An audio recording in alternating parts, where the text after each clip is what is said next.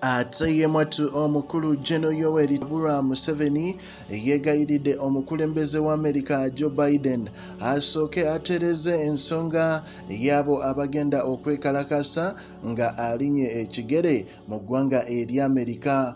Pro-Gen Media tuba tuyingiddewo okubanga tukuwa updates ezigenda maaso mu ggwanga erya Uganda naye nga bulijjo nagamba osooka nga no likinga video ate mwatu n'ogiwulira olwo no commentinga endowooza yo. Tumira ku baana abali wano mu kibuga Dubai, nentumira abali wali e Saudi Arabia, abali e Qatar, abali e Jordan mu Oman. Yonna gye musinziira okubanga ate ku mukutu kwe muli bagamba kyemukola kyamaanyi nnyo ddala.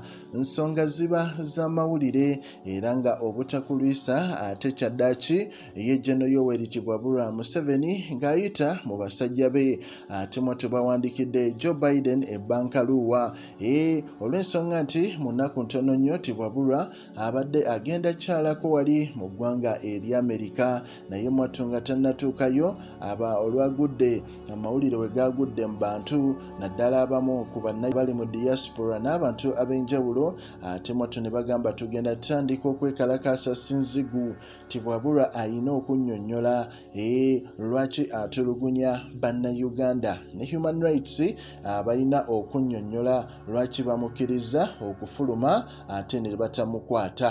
So mu mbeera eyo ate Kwa mu basajja baabo basobodde owandiikira Joe Biden asobole okontaininga embeera eno babeeko engeri ate gye bakwasaganyamu ba protesters bano so that omukulu atuuka tewali kimukuba ku mukono. Naye ebyo byonna kituufu yabiwandiise naye sikiwa nti waliwo ekiyinza okukolebwa naye nga tulinze ffe tujja kuba tukuwa updates zonna ezigenda maaso mu ggwanga erya Uganda.